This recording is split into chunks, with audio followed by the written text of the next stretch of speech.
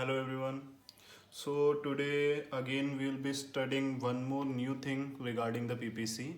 Until now you people have studied many things about PPC, but what is important is to recall it, recapitulate it and not to forget it because PPC is very in-depth topic, है ना? Very in-depth topic. Many concepts are related to it. Many concepts PPC are supporting. ठीक है, even the central problems PPC is a possible solution to that central problems that also we'll be discussing today. But what I will suggest you is to revise and recapitulate all those things regarding PPC which we have to learn till now. So in the starting, when we were starting with this production possibility curve, I have told you that what is this curve about, what is this concept about, how to represent this concept, and at that time when we were mentioning the assumptions, when we were discussing this thing, so at that time only I have told you one more name for PPC. Yes, when I was telling you what that curve indicates on the diagram, so I told you what the other name for PPC is. I have told you it is PPF, Production Possibility Frontier, and frontier means a boundary. ठीक है, boundary out of which we cannot operate. ठीक है, then afterwards when we have studied many things about PPC, then you can just see what was the relevance of that term frontier. When we were studying different points on the PPC, inside the PPC and outside the PPC, so you just got to know the relevance of that frontier term also, है ना? Because production की वो क्या बन जाती है, production की वो पोटेंशियल बाउंड्री बन जाती है जिसके बाहर ऑपरेट करना इज नॉट पॉसिबल, जिसके बाहर ऑपरेट करना it is not feasible because this is the only boundary line out till which resources can give the potential production. ठीक है, सो टुडे फर्स्ट मैं आपको इसका एक और नाम बताऊंगा और उसका कारण बताऊंगा. ठीक है, और उसके बाद मैं आपको एक और इम्पॉर्टेंट चीज़ बताऊंगा पीपीसी के बारे में. Probably tomorrow we will wind up with this first chapter and then we will revise it and we will solve certain questions related to it. So PPC का एक और नेम है ट्रांसफॉर्मेशन कर्व. Transformation curve. ठीक है, PPC को production possibility frontier तो बोलते हैं, लेकिन इसका एक और नेम क्या है, ट्रांसफॉर्मेशन कर्व. और वेरी इंपॉर्टेंट नेम, और ये भी इसके कॉन्सेप्ट के बारे में एक बड़ी इंपॉर्टेंट चीज बताता है. So I have drawn one PPC here and now you all should be knowing how to represent the PPC on a diagram. Now why it is known as transformation curve. Okay, so you just have to recall the assumptions of PPC. सारे एक बार assumptions को recall करो. First assumption क्या था, resources are limited, resources are given.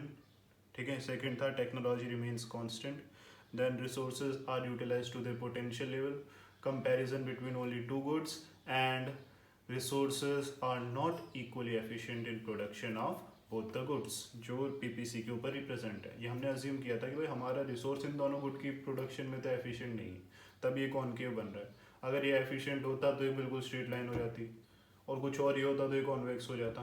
तो कहने का हमने तो ये मान रखा है कि रिसोर्सेज इन दोनों की प्रोडक्शन में एफिशिएंट नहीं है. समझ रहे बात को. तो जब भी हमको एक प्रोडक्शन पॉसिबिलिटी से दूसरी प्रोडक्शन पॉसिबिलिटी में जाना है तो क्या करना पड़ेगा. अगर मेरे को एक प्रोडक्शन पॉसिबिलिटी को छोड़ के दूसरी प्रोडक्शन पॉसिबिलिटी में जाना है, जिस दूसरी प्रोडक्शन पॉसिबिलिटी में एक गुड का ज़्यादा दूसरे गुड का कम है, आप देखो चाहे आप किसी भी प्रोडक्शन पॉसिबिलिटी से किसी भी दूसरी प्रोडक्शन पॉसिबिलिटी में जाओगे, उसमें आपको एक गुड का ज़्यादा और दूसरे गुड का कम हमेशा मिलेगा. चाहे आप ए से सी पे जाओ, सी से डी पे जाओ, या डी से सी पे जाओ, सी से ए पे जाओ, आपको हमेशा एक गुड का ज़्यादा और दूसरे गुड का क्या मिलेगा, कम ही मिलेगा. ठीक है, समझ रहे बात को. तो ये ट्रांसफॉर्मेशन कर्व इसका नाम इसलिए पड़ा है क्योंकि ये कहता है कि जब भी हम एक प्रोडक्शन पॉसिबिलिटी से दूसरी प्रोडक्शन पॉसिबिलिटी पे जाते हैं तो रिसोर्सेज को डायरेक्टली शिफ्ट या सब्सटीट्यूट नहीं किया जा सकता. ठीक है, शिफ्ट या सब्सटीट्यूट नहीं किया जा सकता. आपको रिसोर्स को थोड़ा सा ट्रांसफॉर्म करके उसमें चेंजेस ला के ही दूसरे गुड की प्रोडक्शन में लगा सकते हो. कहने का मतलब हमारा जो गुड है वो कॉपी पेस्ट नहीं हो सकता कि इस की प्रोडक्शन में लग रहा था, अब यहाँ से कट करो और यहाँ पेस्ट करो, या इस गुड की प्रोडक्शन में लग रहा था यहाँ से कट करो यहाँ पे पेस्ट करो, एज इट इज़ उठा के इसमें डाल दो, एज इट इज़ उठा के इसमें डाल दो, इतना ऐसा नहीं होता, ठीक है। तो उसमें थोड़ा बहुत ट्रांसफॉर्मेशन ज़रूरी होता है। जैसे कि I will give you one example. जैसे कि हम एक एग्जांपल ले लेते हैं कि मेरे पास लैंड है, एक रिसोर्स, एक मैं लैंड के ऊपर क्या मैं एक कारखाना चलाता हूँ ना, शुगर की एक छोटी सी फैक्ट्री है मेरी। अब मैं चाहता हूँ क्योंकि वो एरिया थोड़ा सा ठीक था, वहाँ पे कल्टीवेशन हो सकती थी, क्लाइमेटिक कंडीशन भी अच्छी थी, मैं सोचा शुगर केन भी ग्रो करूँ। तो शुगर और शुगर केन का कॉम्बिनेशन मैंने रिसोर्स से सोचा। तो आपको क्या लगता है अभी तक जब मैं उस पूरे ज़मीन पे कारखाना बना के रख रहा हूँ तो हो सकता है उसकी जो फर्टिलिटी है उसके ऊपर थोड़ा सा क्या आ रहा हो, फर्टिलिटी थोड़ी सी कॉम्प्रोमाइज़ हो रही हो, फर्टिलिटी गिर रही हो, ठीक है। तो अगर मेरे को उसको कल्टीवेशन के लिए यूज़ करना है तो मेरे को थोड़ा सा उसको क्या करना पड़ेगा, उसको रिवाइटलाइज करना पड़ेगा, उसमें फर्टिलाइजर्स डालने पड़ेंगे, उसको प्रिपेयर करना पड़ेगा कल्टीवेशन करने से पहले। तो कहने का मतलब लैंड को मैं सीधा सीधा उस पर ये नहीं कि डाल दिया मैंने उसकी सीड्स डाल दिया, पानी डालना शुरू कर दिया, उससे कुछ नहीं होना। मेरे को अपने रिसोर्स को क्या करना पड़ेगा, अपने रिसोर्स को उसमें डालने से पहले ट्रांसफॉर्म करना पड़ेगा, उसमें थोड़े बहुत चेंजेस लाने पड़ेंगे, वरना रिसोर्स कॉपी पेस्ट नहीं हो पाएगा, दूसरे गुड की प्रोडक्शन नहीं हो पाएंगे। मान लो अब हम इसको दूसरा केस मान लेते हैं, मान लो अब हम इसमें लैंड को रिसोर्स नहीं मान रहे, मेरा 50 लाख रुपए है, 50 लाख रुपए मेरा किस में लगा हुआ है, शुगर की फैक्ट्री में लगा हुआ है, ठीक है। अब मैं चाहता हूँ कि 50 लाख रुपए जो रिसोर्स है वो कल्टीवेशन में भी लगे, क्योंकि शुगर केन एक अच्छी कमर्शियल क्रॉप है, शुगर के तो आज की डेट पे अपने एक बार पड़े होंगे रेट गिर रहे हैं, तो शुगर केन की कल्टीवेशन अच्छी रहेगी और वो फ्यूचर में उसकी अच्छी रेट मेरे को मिलेगी, ठीक है। तो अब मेरे को 50 लाख रुपए जो मेरे इसमें लगे थे ए कॉम्बिनेशन पे, वो पूरा पूरा रिसोर्स कहाँ लगा हुआ है, शुगर की कल्टीवेशन, शुगर की प्रोडक्शन में। अब मेरे को शुगर केन की तरफ आना है, तो आपको क्या लगता है 50 लाख रुपए कहाँ है, वो ऐसे ही रखे हुए थे, शुगर के ऊपर रखे थे, फैक्ट्री के ऊपर रखे थे जो मैं उठा के इसमें डाल दूँ? नहीं, वो उसकी बिल्डिंग में लगा हुआ था पैसा, वो उसकी मशीन्स में लगा हुआ था, वो उसकी लेबर में लगा हुआ था, वो उसके लेआउट सिस्टम में पैसा लगा हुआ था। अब मेरे को शुगर केन की कल्टीवेशन में लगाना है तो मैं कैसे लगाऊं? तो मेरे को पहले वहाँ से अनलॉक करना पड़ेगा, मेरे को वहाँ से थोड़ा सा पोर्शन बिल्डिंग का बेचना पड़ेगा, मेरे को हो सकता है जो मशीन्स कुछ कम करनी पड़े उन मशीन्स को बेचना पड़े, उन मशीन्स को बेचने के बाद जो पैसा आएगा उसको फिर मैं हो सकता है दूसरी ज़मीन खरीदूँ या अपनी ज़मीन का एक हिस्सा क्लियर करूँ, फिर उसके लिए इक्विपमेंट्स खरीदूँ कल्टीवेशन के, उसके रिक्वायरमेंट्स खरीदूँ, कल्टीवेशन करूँ। तो आप समझ रहे हो क्या रहा है, रिसोर्स हमारा जहाँ भी एक जगह की एक गुड की प्रोडक्शन में लगता है तो कहीं ना कहीं उसमें असिमिलेट हो चुका है, हमको पहले क्या करना पड़ता है, उसको अनलॉक करना पड़ता है, फिर उसमें थोड़े बहुत चेंजेस करके दूसरे गुड की प्रोडक्शन में लगाना पड़ता है, और इसी को कहते हैं ट्रांसफॉर्मेशन। तो पीपीसी एक और बात के ऊपर बेस्ड है जो कि उसके असम्पशन से ही निकली है, जो रिसोर्सेज इक्वली एफिशिएंट नहीं है तो उसका मतलब यही है कि रिसोर्स एक ही तरीके से दोनों गुड की इक्वली एफिशिएंसी से प्रोडक्शन नहीं कर सकता। लेकिन हाँ, अगर आप उस रिसोर्स पे कुछ ट्रांसफॉर्मेशन चेंजेस करके लेके आओ तो हो सकता है वो दूसरे गुड की भी अच्छी प्रोडक्शन करके दे दे। समझ रहे बात को? तो बात आपको यहाँ पे क्या समझनी है कि PPC is also known as the transformation curve because whenever resources are shifted so they need to be transformed, they cannot be used in its raw form in production of both the goods। कहने का मतलब resources को एक ही form में दोनों good की production में use नहीं किया जा सकता, तो जब भी एक गुड की प्रोडक्शन से दूसरे गुड की प्रोडक्शन में उसको यूज करते हैं तो उसके ऊपर थोड़ा बहुत ट्रांसफॉर्मेशन करना ही पड़ता है, क्योंकि दो गुड अलग हैं, ठीक है, उनकी दोनों की टेक्नोलॉजी अलग है और हमारा रिसोर्स को दोनों ही गुड की प्रोडक्शन में लगना है। तो जिस तरीके से वो एक गुड की प्रोडक्शन दे रहा है वो दूसरे गुड की प्रोडक्शन नहीं दे पाएगा, इस वजह से उसको एक गुड से निकालने के बाद क्या करो, ट्रांसफॉर्म करो, थोड़े बहुत उसमें चेंजेस डालो और फिर जाके दूसरे गुड की प्रोडक्शन में लगाओ तो आपको ज़रूर रिजल्ट मिलेगा। अगर आप कॉपी पेस्ट करोगे तो प्रोडक्शन में आपको इतना फ़र्क नहीं मिलेगा। तो ये कारण है पीपीसी को ट्रांसफॉर्मेशन कर्व करने बोलने का। जब भी आप ए से बी की तरफ जाओगे या गुड वाई से गुड एक्स की प्रोडक्शन की तरफ जाओगे, there will be simultaneous transformation of the resources to be utilized for the production of another good.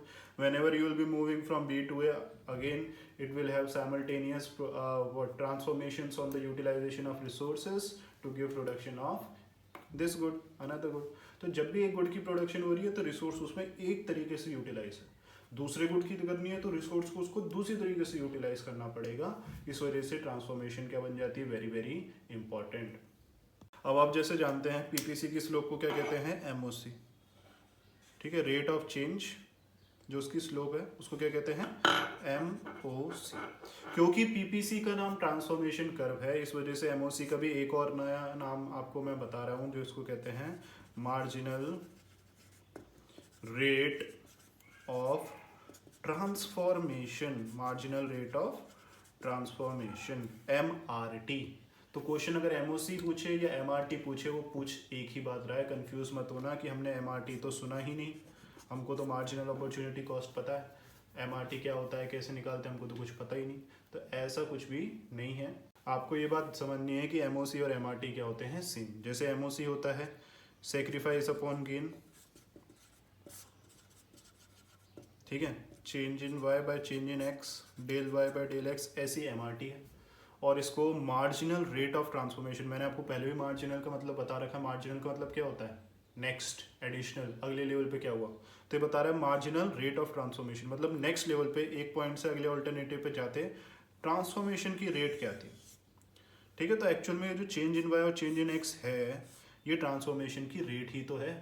ये क्या है, ये ट्रांसफॉर्मेशन की रेट है कि भाई हम रिसोर्स को इन दोनों की गुड्स की प्रोडक्शन में ऐसे लगा रहे हैं कि रिसोर्स में क्या आ रहा है, ट्रांसफॉर्मेशन आ रहा है। मान लो कि भाई जैसे हमने सी से डी पे शिफ्ट हुआ, अभी हमने यहाँ पे यूनिट्स नहीं ली, लेकिन अगर हम सी से डी पे शिफ्ट हुआ तो सेक्रीफाइस हो रहा है 10 यूनिट्स का और गेन हो रहा है 2 यूनिट्स का। तो एम आर टी या एम ओ सी क्या आ गई, 5। ये ऐसे ही निकालते हैं हम एम ओ सी। अगर यहाँ से यहाँ पे सेक्रीफाइस हो रहा है 10 यूनिट्स का और गेन हो रहा है 2 यूनिट्स का, तो एम ओ सी या एम आर टी क्या आएगी, 5। तो ये जो 5 वैल्यू आई है M O C M R T की, एक्चुअल में ये एक्चुअल में हमको बता के रही है, हमको एक्चुअल में ट्रांसफॉर्मेशन की दर ही तो बता रही है कि रिसोर्स को इतना इतना क्या करना पड़ रहा है, ट्रांसफॉर्म करना पड़ रहा है, तब जाके वो एक प्रोडक्शन बंडल से दूसरे प्रोडक्शन बंडल पे पॉसिबल हो पा रहा है। अगर आप इतनी ट्रांसफॉर्मेशन नहीं रखोगे तो रिसोर्स भी अपनी इतनी दूसरे गुड की प्रोडक्शन नहीं दे पाएगा। ठीक है, आपको आज ये इंपॉर्टेंट बात क्या याद रखनी है कि पीपीसी के आपको 2 और नए नाम पता है। एक नाम है प्रोडक्शन पॉसिबिलिटी फ्रंटियर। ठीक है, प्रोडक्शन पॉसिबिलिटी फ्रंटियर, उसका रीज़न मैंने आपको बता दिया। उसका रीज़न ये है कि ये जो कर्व है, ये जो कर्व है डायग्राम पे इंडिकेट क्या करता है। ठीक है, तो आप उसके आंसर के लिए कहाँ से रेफरेंस ले सकते हैं, different points on the PPC. दूसरी तरफ इसका दूसरा नाम क्या है, ट्रांसफॉर्मेशन कर्व, जो कि पूरी इस वीडियो में मैंने बताया है कि इसको ट्रांसफॉर्मेशन कर्व क्यों कहा जाता है। ये एक गुड की प्रोडक्शन से दूसरे गुड में लगने में कॉपी पेस्ट नहीं हो सकता। तो क्या जरूरत है, क्या जरूरत है, जरूरत है ट्रांसफॉर्मेशन चेंजेस की, तभी जाके ये दूसरे गुड की प्रोडक्शन दे पाएगा। ठीक है, और आपको एक और नई चीज़ पता चल गई कि एमओसी का भी एक और नाम है एमआरटी। तो आपको पीपीसी के 2 नाम और पीपीसी के 3 नाम, ठीक है, पीपीसी, पीपीएफ और ट्रांसफॉर्मेशन का, और एमओसी के 2 नाम, एमओसी और एमआरटी, इनको अच्छे से याद रखना है। अब आपका आज का होमवर्क है, इन 2 क्वेश्चंस के आंसर आप खुद लिखोगे और मैं आपके आंसर्स को चेक करूंगा। So these are the 2 questions, why is PPC also known as PPF and second one is why is PPC also known as transformation curve। ठीक है, ये नहीं पूछ रहा MRT क्यों। अगर आपसे कोई पूछे MOC का MRT क्यों बोलते हैं तो उसका कारण सिर्फ इतना है क्योंकि PPC का नाम ट्रांसफॉर्मेशन कर्व भी है, इस वजह से उसकी स्लोप का भी ये दूसरा नाम पड़ गया। लेकिन अब ये सब्जेक्ट ये है कि PPC को ट्रांसफॉर्मेशन कर्व क्यों बोलते हैं। You have to write the answers for these 2 questions and I will check how you have written the answers, whether you have followed my guidelines, whether you have followed what I have told about these thing or not. And remember one very important thing, many of you are still sending me those solutions of PPC's questions which are not having the diagram. I have told you in economics there are different ways of representation, and whenever any topic is having concerning diagram related diagram, so you have to draw the diagram, it is a must. If you will not be drawing the diagram, you will just be explaining the thing, you will not get complete marks। 3 mark का question है, 4 mark का question है, आपने diagram नहीं बनाया, आपने सारे points लिखे हैं, आपका पूरा 1 मार्क्स 2 मार्क्स कटेंगे। ठीक है, diagrams and all given ways of representation are a basis of full marking, so keep this thing in your mind whenever you are writing any question regarding what PPC or any concept related to some diagram, some figure, which we'll be doing in future also. So always you have to make the diagram. Make the diagram towards the left, write the explanation towards the right. Even when I'm sending you the notes also, in those notes you can see every time those diagrams are there. Even if the answers are being written, they are making diagram. So remember this thing, it will be good for you. It will be a base for full marking. Always make the diagram, follow the rules which I am telling you. Okay? Always follow those guidelines.